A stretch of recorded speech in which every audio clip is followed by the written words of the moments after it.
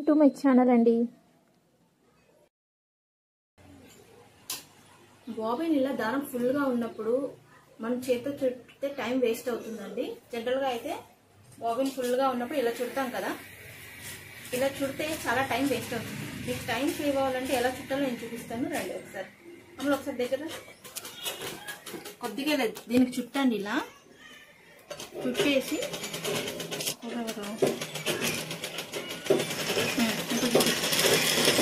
ఇలా పెట్టండి.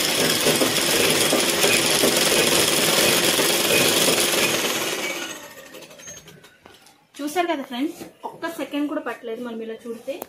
మీరు ఇలా చుడతా ఉంటే చాలా టైం వేస్ట్ అవుతుంది అనమాట. అందుకే నేనైతే ఇలాగే చుట్టేస్తాను.